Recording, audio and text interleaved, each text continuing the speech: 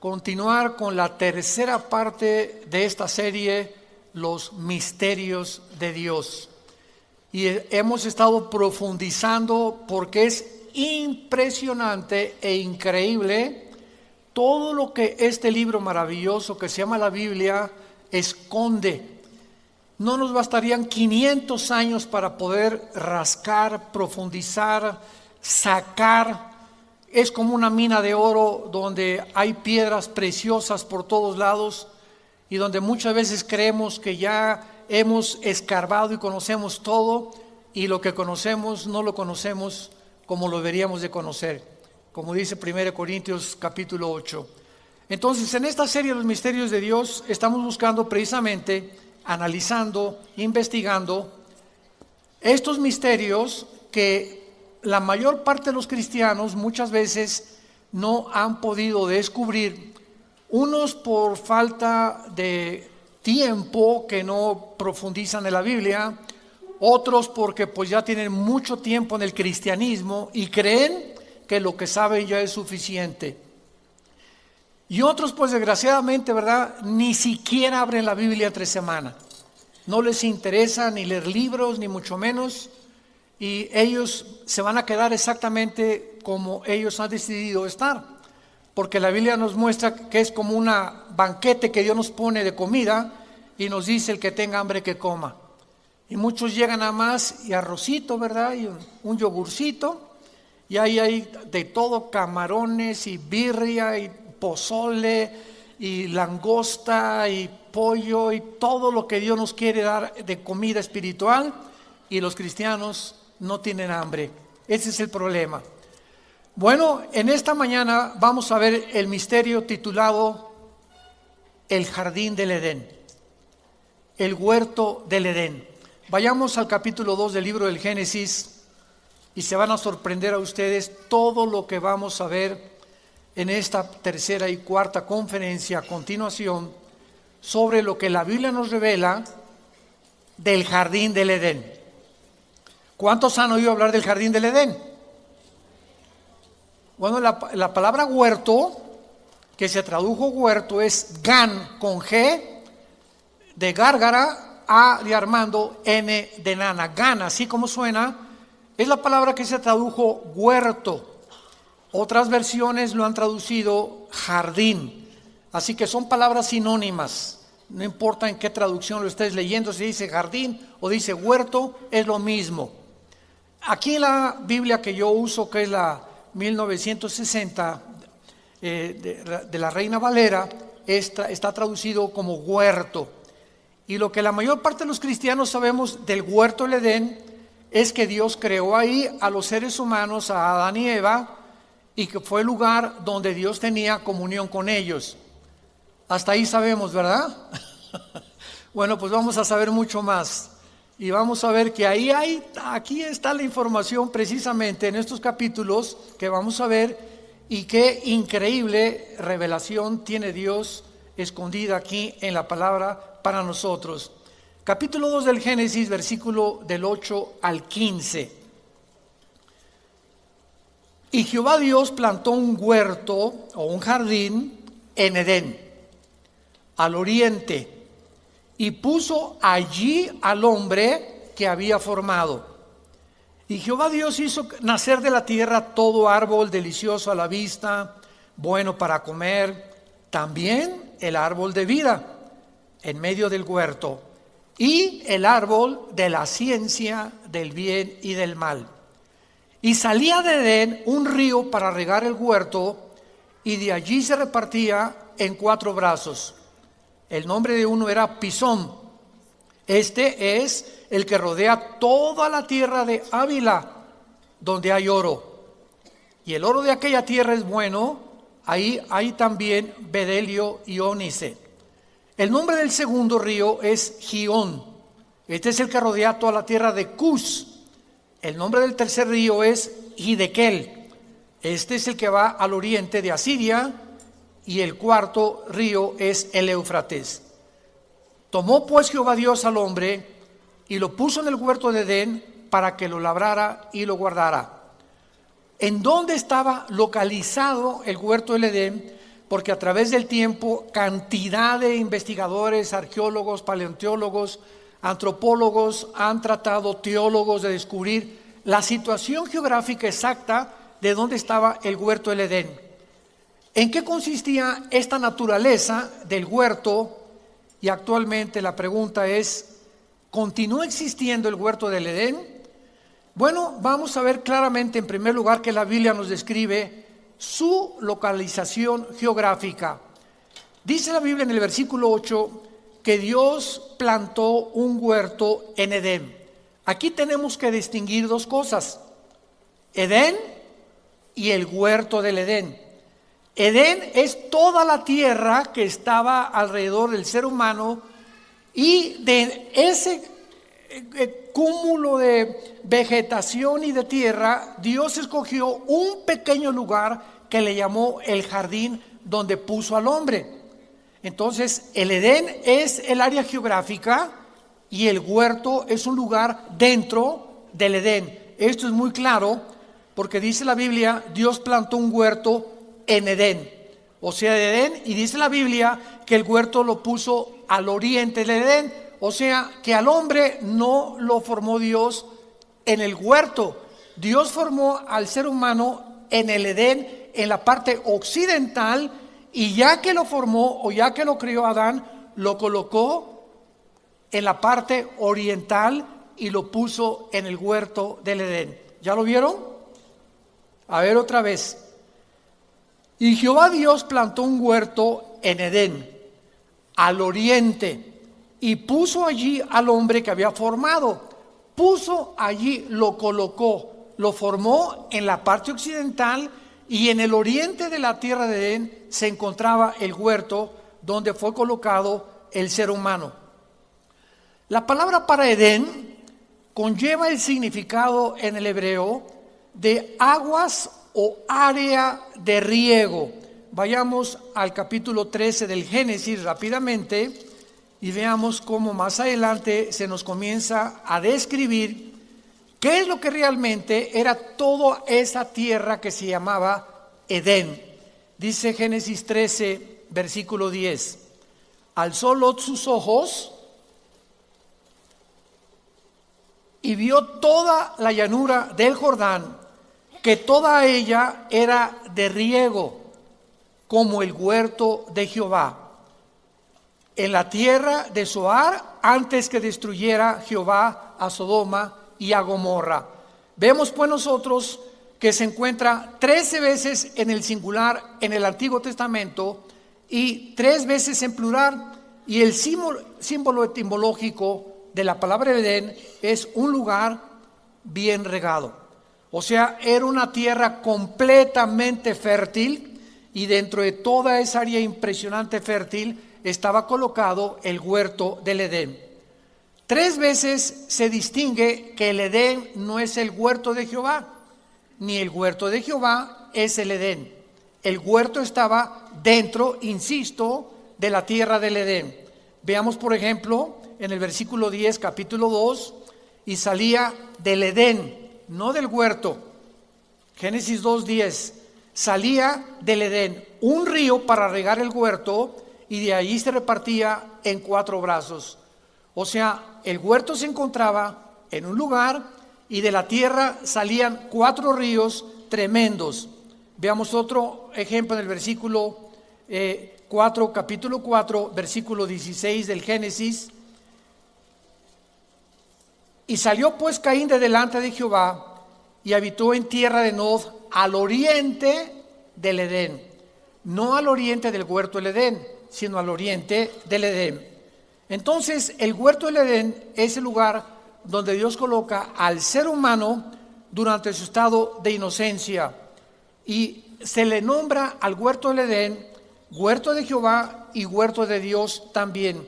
Ahora, ¿cuántos árboles había en el huerto del Edén? No en el Edén. Otra vez, solamente dentro del huerto había 3 clases de árboles. Regresemos a Génesis 2, versículo 9. Jehová Dios hizo nacer de la tierra todo árbol delicioso a la vista y bueno para comer. Aquí tenemos los árboles frutales.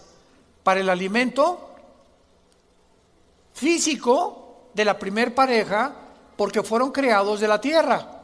¿Se acuerdan?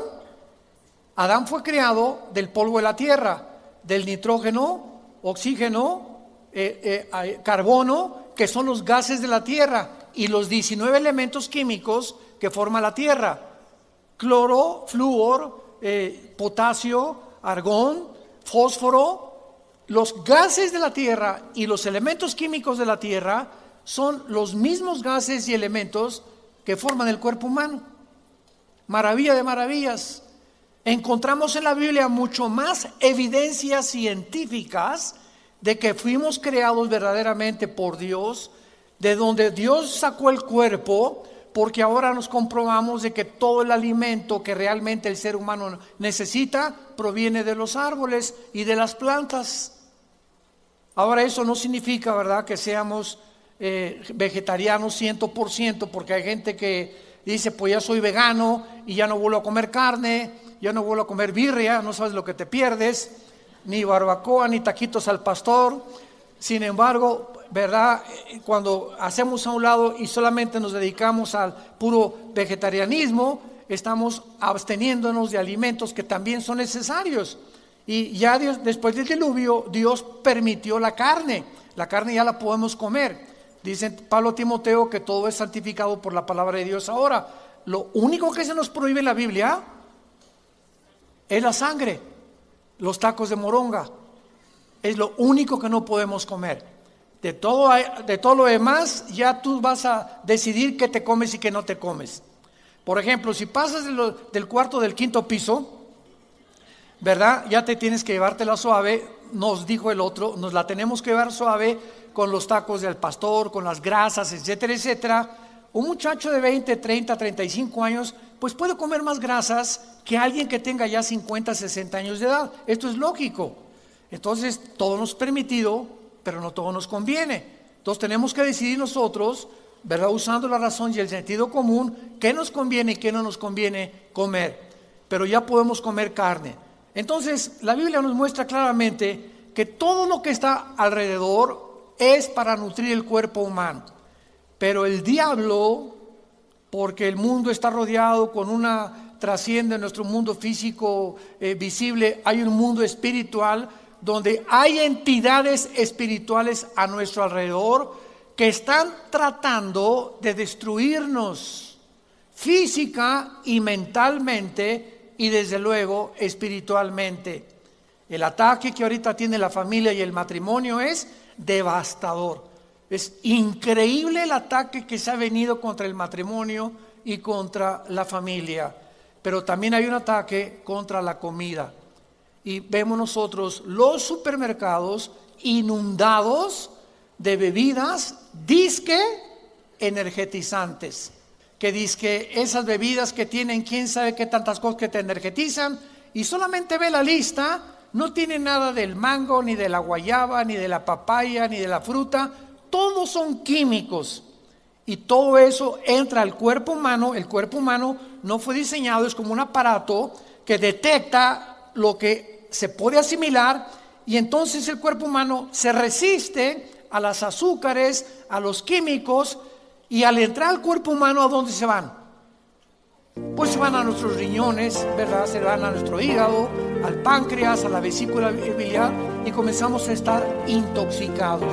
Y así comenzamos a darnos cuenta, comenzamos a perder aquello que Dios quiere que nosotros podamos obtener a través de los alimentos que Él creó, que son las frutas, que son las plantas, que son los vegetales.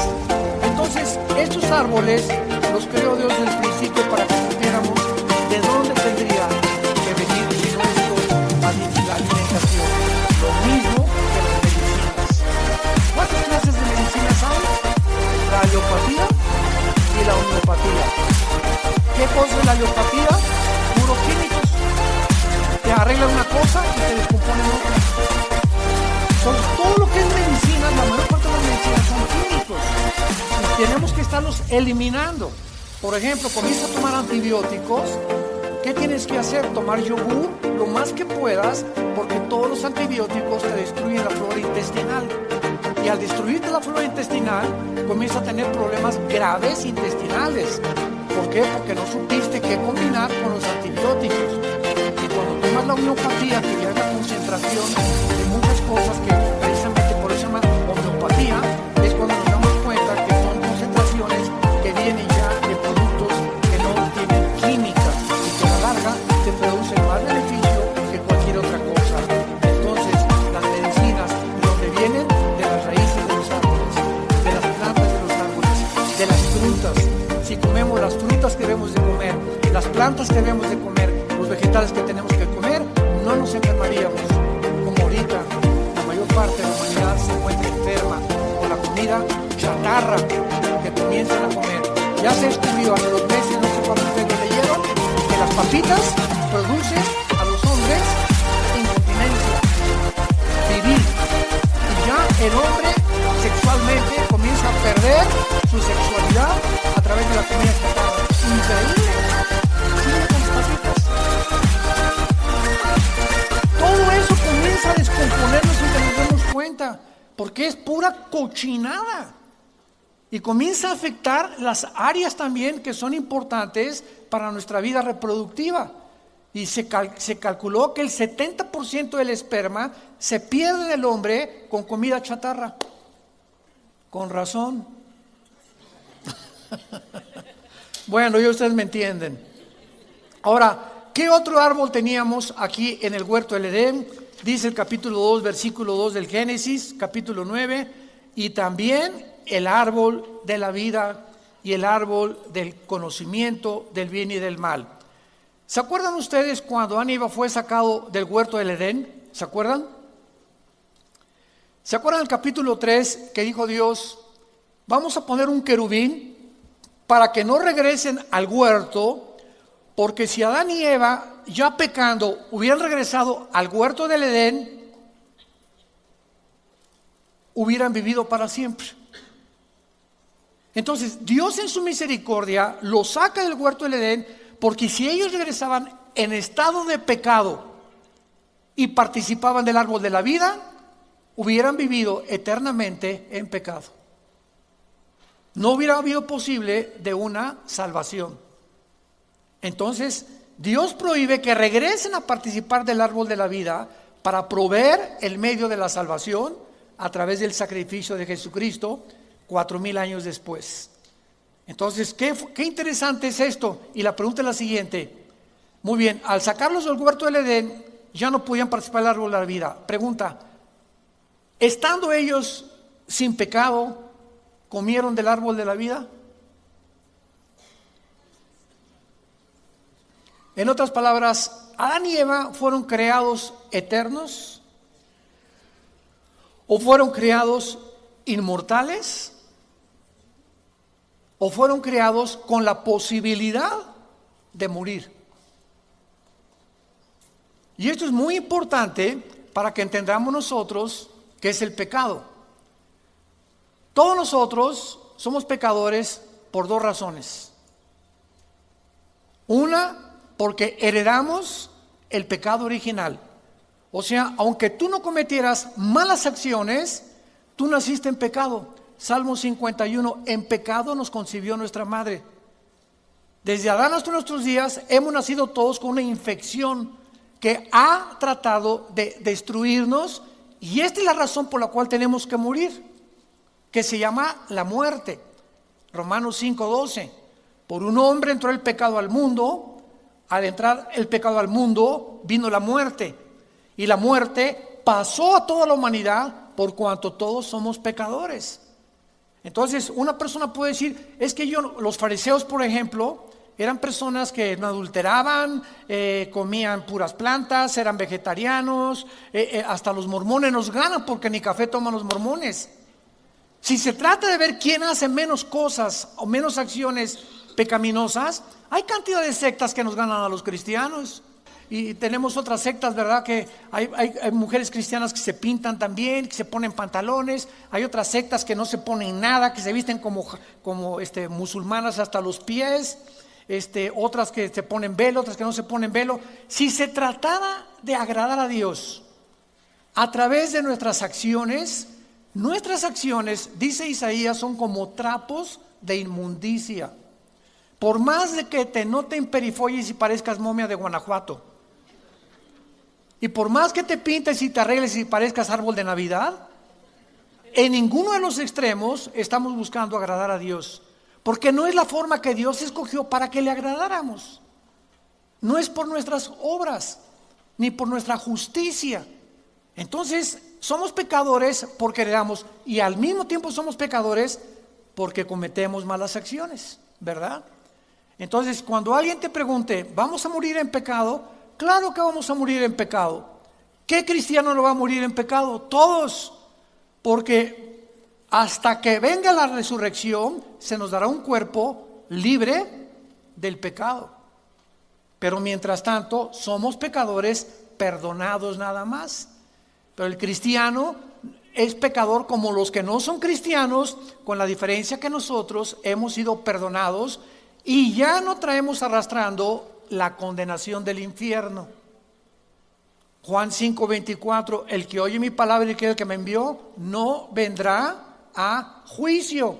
El cristiano ha sido salvado del juicio futuro del infierno, pero seguimos pecando, ya no con la continuidad que lo hacíamos antes de cristianos, pero seguimos equivocándonos, seguimos cometiendo errores, somos sujetos a depresión, nos desilusionamos, tenemos la naturaleza humana. Pero tenemos ahora que ir venciendo esas cosas con el poder que nos ha dado Dios en su Espíritu Santo. Entonces es muy importante comprenderlo. Entonces, somos pecadores porque nacimos en pecado y porque cometemos acciones, las dos cosas. El árbol del conocimiento del bien y del mal. ¿Por qué dice la Biblia el árbol de la ciencia? ¿Por qué no dice del mal nada más?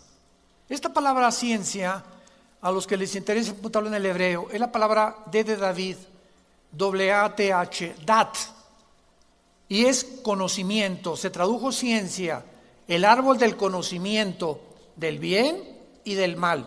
Muy bien, Dios le dice a Adán y Eva, no participen de ese fruto, porque el día que ustedes participen de ese fruto, ustedes van a querer independizarse de mí y van a querer ustedes definir por ustedes mismos qué es el bien y qué es el mal.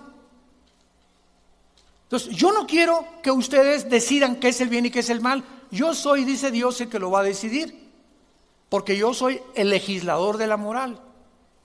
Entonces, cuando un ser humano dice, es que para mí esto es bueno, para mí esto no es malo, se está poniendo en lugar de Dios. El único parámetro que tenemos nosotros para poder saber qué es bueno y qué es malo se encuentra en la revelación que Él nos dio, que se llama la Biblia.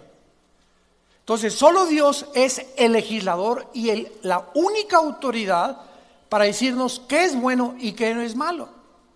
Y cuando el ser humano deja esto y se aísla y se independiza de Dios, comenzamos a hacer cosas que nosotros desde nuestra perspectiva y punto de vista le llamamos bueno. Esto se llama en la filosofía el relativismo. Todo es relativo. Entonces te encuentras con una persona que te dice, bueno, mira, no te metas conmigo, para ti eso es bueno, para mí no. Para mí esto es bueno y para ti es malo, déjame vivir mi vida. En otras palabras, no hay verdades absolutas. Cada quien haga lo que bien le parezca ante sus ojos. Esta es la razón por la cual el mundo se encuentra en la posición en que nos encontramos. Un ejemplo de la historia, el nazismo. Cuando los nazis comenzaron a invadir Polonia, se metieron a Francia, Checoslovaquia, etcétera, etcétera, hicieron todo lo que ustedes conocen con los campos de concentración en Auschwitz y 6 millones de judíos que mataron y gitanos y todo lo que hicieron. 2 años después, en Berlín, se llevó a cabo lo que se llamó el juicio de Nuremberg. En el juicio de Nuremberg, el mundo tenía que juzgar a los sobrevivientes generales de los nazis. Entonces, ahí en Berlín, a los sobrevivientes, otros escaparon y los capturaron después. Se juntaron los mejores abogados de Inglaterra, de Francia, de Alemania y de Estados Unidos para juzgar a los generales nazis que sobrevivieron. Y cuando les tocaba el turno de defenderse a los generales nazis y se les acusaba de genocidio, de crímenes de guerra, etcétera, etcétera, ¿saben ustedes lo que contestaban ellos? Es que nosotros no robábamos, expropiábamos. Se oye más bonito, ¿verdad? O sea, y el robo no es robo, es expropiar. Alguien llega y te quita tu casa por beneficio del Estado, vamos a quitar el nombre robo, es expropiar. Y en segundo lugar dijeron, nosotros no asesinábamos, eliminábamos por causa del partido. Se oye más bonito, ¿verdad? O sea, barnizaron el pecado. Al robo le pusieron expropiar, al asesinato le pusieron eliminar por causa del partido o del Estado, del Partido Nacional Socialista, que fue el que fundó los nazis. Entonces ellos dijeron, eso para ustedes es malo, para nosotros no, porque nosotros obedecíamos al Führer y estábamos convencidos que lo que estábamos haciendo era bueno. Entonces uno de los abogados que era judío, muy famoso, ya el otro día vimos toda su vida en la televisión, se levantó uno bajito, como de unos 55, unos 60 de estatura, y dijo a este abogado judío, que fue la máxima mente brillante del juicio de Nuremberg, es que ustedes, aparte de las órdenes que tenían que seguir, ¿se les olvidó su conciencia? ¿Qué es eso de conciencia? Con, dentro, ciencia, conocimientos. Todos los seres humanos, aztecas, tlaxcaltecas, chichimecas, olmecas, jíbaros, aucas, bárbaros, hunos, musulmanes, no musulmanes, hindúes, no hay un solo ser humano que no haya nacido con la conciencia.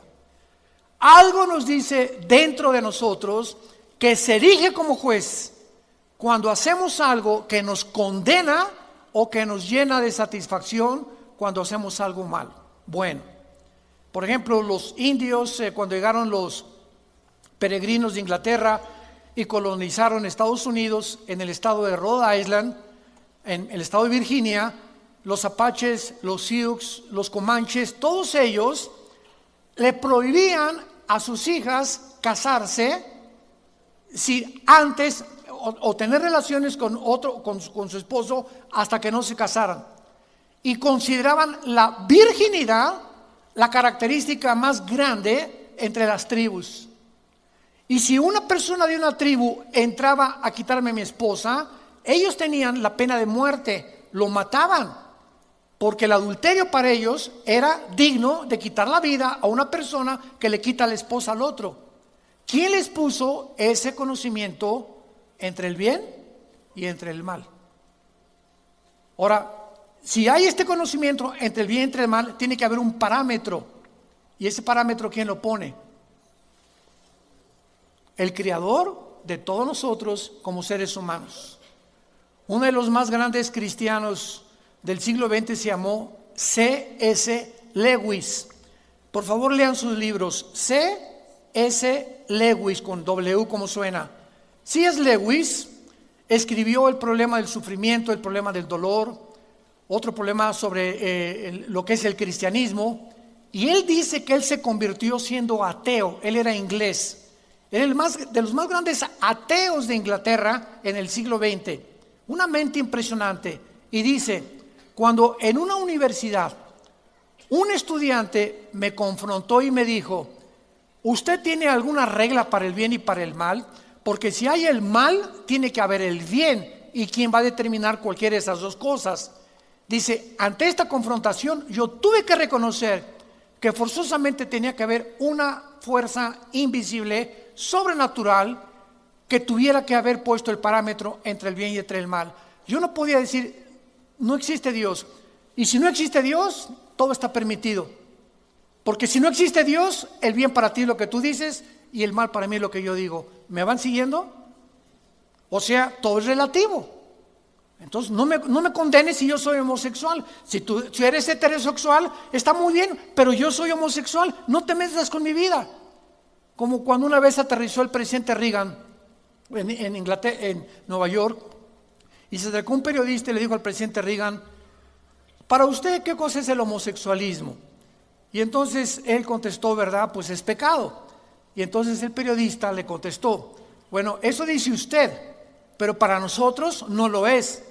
Y el presidente Reagan, en sus últimos 6 meses de gobierno, le contestó al periodista: es que no importa ni lo que yo diga, ni lo que usted dice, sino lo que dice Dios en la Biblia.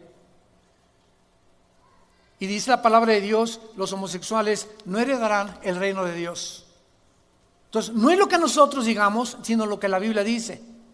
El otro día le platicaba a mi esposa que nosotros amamos, aquí en la iglesia tenemos homosexuales, tenemos lesbianas. La iglesia es un hospital, para eso está, los queremos ayudar. Y me dice un muchacho, ¿verdad?, con tendencias homosexuales: es que usted es un homofóbico. Yo le contesté, fíjate, sígueme con mucho cuidado. Le pregunté: ¿tú sabes lo que significa la palabra homofóbico? Homo, hombre, fobia, agresor, o en contra de, o con odio a algo. Le dije: el homofóbico es el que odia a los hombres. Entonces, ¿quién es homofóbico? ¿Tú o yo? Porque tú odias tu hombría y tu masculinidad con la que la naturaleza te proveyó. ¿Quién es el homofóbico entonces? Y se dio cuenta que al estarnos catalogándonos como homofóbicos, ellos son los homofóbicos, porque odian su masculinidad, odian ser hombres. ¡Qué ironía! Entonces, qué increíble que ni siquiera puedan ellos saber, cuando traten de decirnos: bueno, es que ustedes son homofóbicos, cuando ellos son los homofóbicos. Una persona que niega su naturaleza está diciendo: Dios, te equivocaste, yo soy mujer, yo no soy hombre. Y aunque tú te operes los genitales y te conviertas en un transgénero, nunca podrás negar que tienes el cromosoma Y, que es el que determina que eres macho camacho. No se puede negar la naturaleza ni la biología. Olvidémonos de la Biblia. La biología, la genética, la naturaleza nos muestran el género con el cual nacimos. No hay 3 géneros ni hay 4 géneros. Hay 2 géneros: varón y hembra, macho y hembra. No hay más que 2 géneros en la palabra de Dios. Entonces, cuando platicamos con ellos, ¿verdad?, le decimos: nosotros queremos ayudarlos y queremos decirles simplemente que tenemos que sacarlos de ese medio en el que se encuentran para que Dios pueda restaurarte, porque si tú sigues en este camino te vas a condenar. Vas a condenarte a ti, a tus amistades que tú quieres, y vas a destruir tu propia naturaleza, porque está calculado que el 70%, escuchen esto, por la Asociación de Psiquiatría de Los Ángeles, no lo digo yo, lo dicen los psiquiatras, el 70% de las personas transgénero se suicidan. Esto es alarmante. ¿Por qué se suicidan?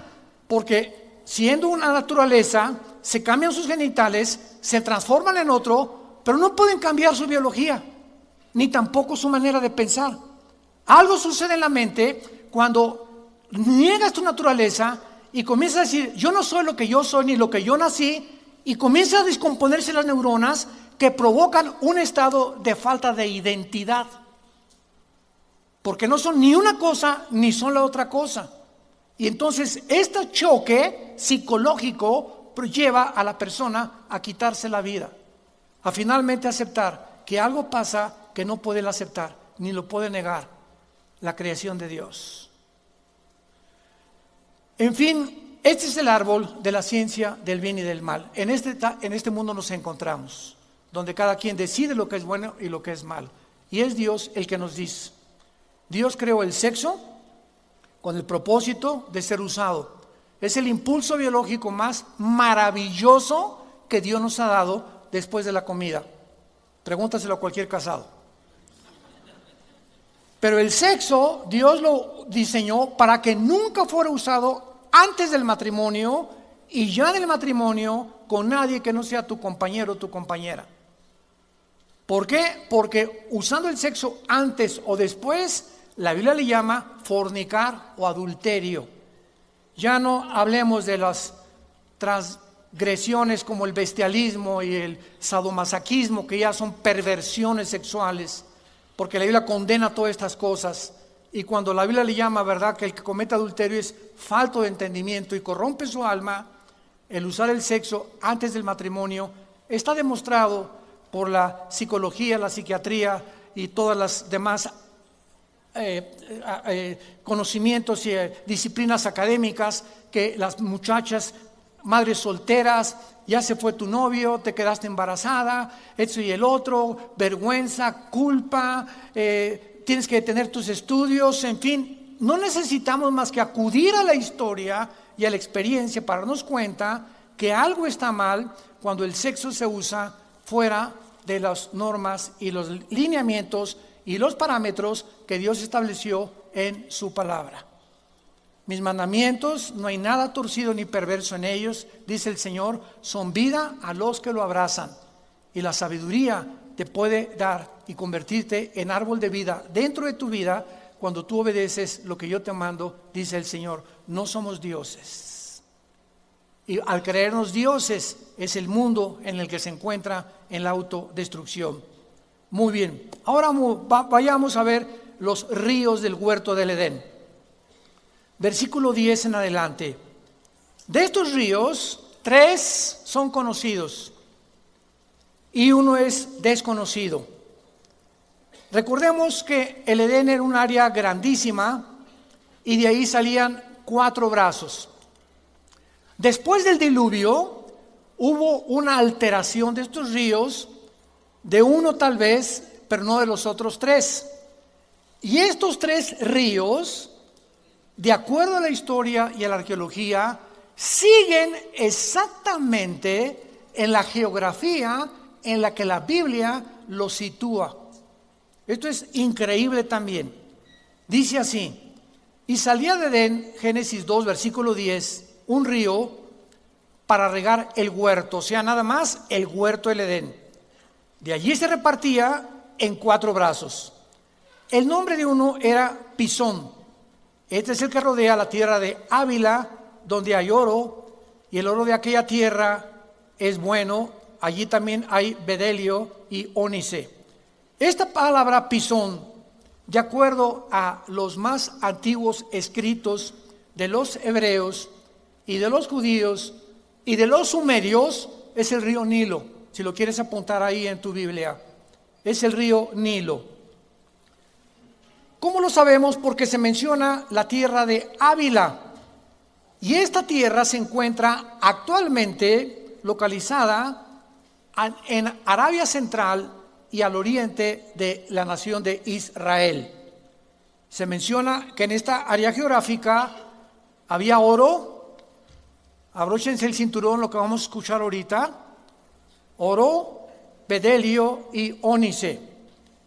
El bedelio es una especie como de resina, como una goma aromática suave, que como lo que emiten los árboles, o como la cera de los árboles o las plantas. Y el ónice es una piedra ágata de colores claros y oscuros. En otras palabras, se está enfatizando que alrededor de este río había tierras con gemas o piedras preciosas, y son precisamente las mismas piedras que se mencionan en el huerto del Edén, donde estuvo Lucifer. Vayamos a Ezequiel 28, antes de que digan. No sé cuántos de ustedes sabían que antes de que Dios creara al ser humano en el planeta Tierra, donde tú y yo nos encontramos, Lucifer, que después se le llama, que no es su nombre, Satanás no es su nombre, el diablo no es su nombre. El nombre de este querubín es Lucifer, el que porta la luz. Cuando cayó, se le cambió el nombre a el enemigo de Dios. Y la palabra enemigo en el hebreo es Satán. Entonces, Satanás significa enemigo de Dios o adversario. Y después se le puso el diablo en el griego. Y esta palabra diabolos en el griego significa el que calumnia o el que acusa. Entonces son títulos. Por ejemplo, mencionamos al licenciado Carlos Jiménez. La palabra licenciado es el título de esa persona, no es su nombre es Carlos Jiménez, es su apellido. Entonces, cuando estamos hablando de Satanás, no es su nombre, es un título que la Biblia le da. Para que tengamos cuenta, este título se asocia con la enemistad que él tiene contra Dios y contra todos los que siguen a su Hijo Jesucristo. Entonces, en Ezequiel 28, versículo 13, encontramos la creación de Lucifer. Y dice, en Metepec. ¿Eso dice? No, ¿verdad? En Edén. En Edén. En Edén. En la tierra del Edén. En el huerto de Dios estuviste. De toda piedra en tu vestidura, cornerina, topacio, jaspe, crisólito, berilo y ónice, zafiro, carbunclo, esmeralda, oro. Los primores de tus tamboriles y flautas estuvieron preparados para ti en el día de tu creación. Vemos pues nosotros que el Edén antes de Adán y Eva no era un Edén frutal ni un jardín, sino que era un jardín de piedras preciosas. Y cuando vemos nosotros en el versículo 13 que acabamos de leer, que los vestidos de Satanás no eran hojas de higuera, ni se vestía con plantas Satanás, sino que toda la vestidura de Satanás eran puras piedras preciosas. Y lo más asombroso de todo esto es que las piedras preciosas que se mencionan en el versículo 13 son las mismas piedras preciosas que el sumo sacerdote en el Antiguo Testamento llevaba en el efod. El sumo sacerdote en el Antiguo Testamento tenía una hilera de 4 piedras, de 3, de 4, de 4, de 4, 12 piedras representando a las 12 tribus de Israel, y eran las piedras que se encuentran aquí. Y cuando el sacerdote entraba al lugar santísimo a ofrecer sacrificio a Dios, las piedras representaban a Israel. O sea, él entraba representando a la nación de Israel en cada piedra preciosa, porque ante los ojos de Dios somos piedras preciosas, ¿verdad? Somos lo máximo que Dios ha podido adquirir en toda su creación. Entonces, vemos con nosotros que cuando comenzamos a unir precepto sobre precepto en la Biblia, línea sobre línea, cuando comenzamos en la Biblia a unir versículos de Génesis con Ezequiel o con Daniel o con el Apocalipsis, comenzamos a armar un rompecabezas y comenzamos a entender, ya que unimos todos los versículos adecuados, se puede trazar una doctrina. La palabra doctrina significa enseñanza. Cuando hablamos de la sana doctrina, de las sanas enseñanzas escriturales, ortodoxas de la palabra de Dios. Y cuando una secta se forma, por ejemplo, los Testigos de Jehová, es una secta. Los Testigos de Jehová nacieron en 1880 más o menos por un hombre llamado el juez Russell, y dijo que Cristo venía en 1914 y que el mundo se iba a acabar. No se acabó. No, me equivoqué, dijo. En 1924 tampoco se cumplió. Muy bien, a la luz de la Biblia, el fundador y el director de esta secta fue un falso profeta. Entonces, allá nos damos cuenta que lo que no tiene un fundamento, que sea Jesucristo y la Biblia, no puede ser una sana doctrina, sino tiene que ser una secta. Esta es la diferencia entre las sectas y el cristianismo. Hace algunas semanas acaba de caer un líder de una secta llamada La Luz del Mundo, que tiene su sede en Guadalajara. Desgraciadamente los medios de comunicación no saben diferenciar entre una secta y el cristianismo o las organizaciones cristianas. Y comenzaron a decir pues que era cristiano, ¿verdad? Y es una secta, no son cristianos. ¿Cómo sabemos? Porque este hombre lo adoraban como Dios. Al entrar a su iglesia lo comenzaban a adorar como Dios. Y ya viene una secuela, ¿verdad?, de pecados y de problemas, donde finalmente pues todo esto tiene que salir a la luz. Pero los cristianos evangélicos no pertenecen, ¿verdad?, ni ellos pertenecen a los cristianos evangélicos. Y esto hay que aclararlo a los medios de comunicación, porque se nos dice, ya ves, cayó ahí un pastor, espérame tantito, era pastor, pero ¿pastor de qué?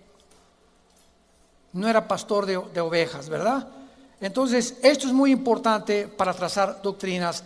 En segundo lugar, en el capítulo 2 de Génesis, versículo 13, tenemos el segundo río.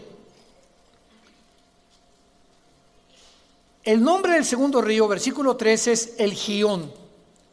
Este río se descubre y es de nombre desconocido. Es el único río que es desconocido y que rodea la tierra de Cus. ¿Quién es Cus? Si lees Génesis capítulo 10, vas a encontrar que Cus es el que desciende de Canaán o de Cam, uno de los 3 hijos de Noé que poblaron el continente africano. Jafet pobló el continente europeo, los anglosajones, y Sem, los semitas, todo el Asia Menor con el Medio Oriente.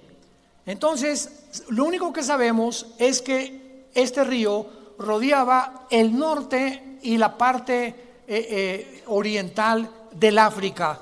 No sabemos hasta ahorita qué río es. El tercer río, versículo 14. El nombre del tercer río es Hidekel. Es el que va al oriente de Asiria y sabemos que este es el río Tigris. Claramente se nos da su situación geográfica.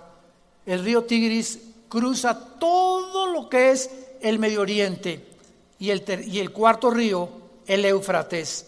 El Éufrates nace en Turquía, desemboca en el estrecho de Hormuz o el Golfo Pérsico, y son los 2 ríos que vienen todo Siria, Irak, Israel. Todos estos ríos, ¿verdad? El Nilo, todos estos ríos corren por todos lados en la zona geográfica de Israel, y muchos creen que este río desconocido, que todavía no pueden asegurar cuál es el río Jordán.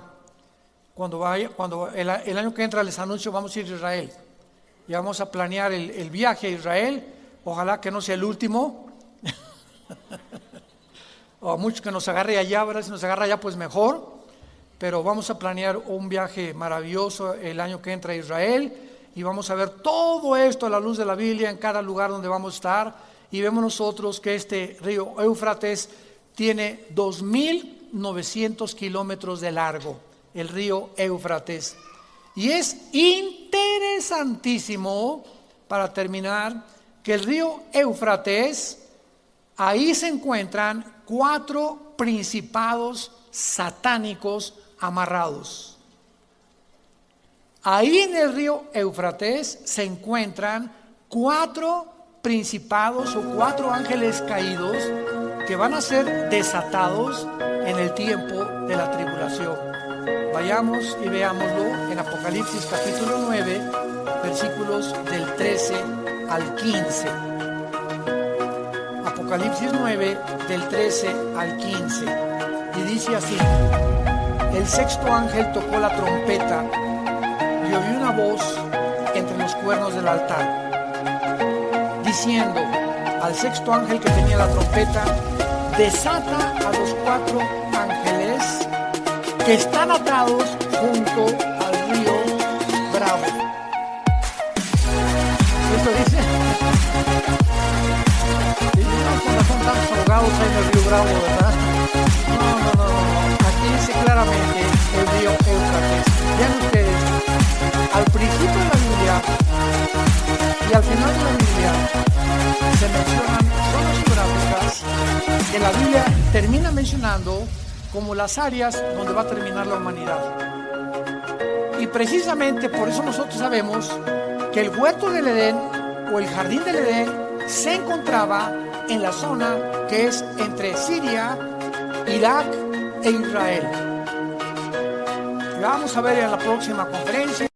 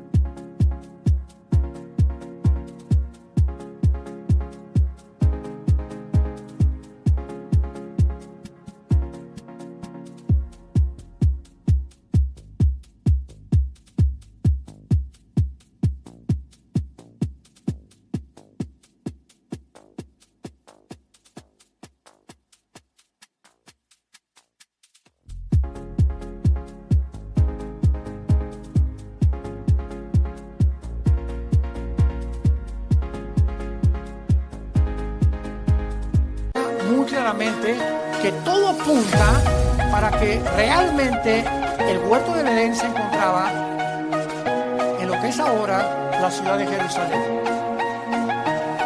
Porque ahí comienza la humanidad, ahí Abraham iba a sacrificar a su hijo, ahí fue donde Jesucristo murió, fue enterrado, resucitado, ascendió, ahí Cristo va a regresar, ahí tendrá lugar la tercera guerra mundial. Es el centro, el epicentro, podríamos llamar el ombligo de Dios, el área geográfica de Israel. Y esta es la razón por la cual dice Zacarías 12, del 2 al 3, que Jerusalén se va a convertir, antes de que venga Cristo, en el odio internacional. Por el antisemitismo que hay en contra de esta área geográfica, porque es la única nación democrática, es la única nación que ha prosperado, es la única nación donde de los 100 podríamos llamar premios Nobel, 63% han sido judíos los que han ganado los premios Nobel de medicina, de química, de física, matemáticas, etcétera, etcétera, etcétera. Entonces hay un odio jarocho en contra de la tierra de Israel, por lo que vamos a ver con más profundidad en la próxima conferencia de que realmente el huerto del Edén se encontraba en esa área geográfica. Y por lo menos la locación aproximada del huerto del Edén es conocida porque se encontraba entre el Tigris y entre el Éufrates, en el área de la antigua Asiria y Babilonia o la Mesopotamia. Qué triste es que hemos platicado con muchos paleontólogos y arqueólogos y nos han dicho que el origen de la humanidad fue en África, sin ninguna base. Simplemente que ahí comenzó la raza humana, pero la Biblia nos muestra claramente y a través de la geografía y de la historia que tuvo su lugar.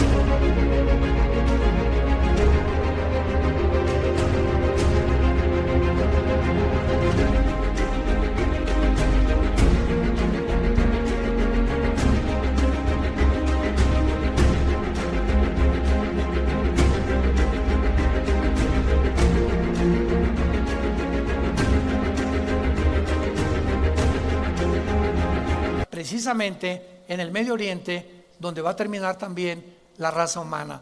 Te damos gracias, Padre, por tu palabra en esta mañana. Vida Nueva para el Mundo se sostiene y propaga el mensaje de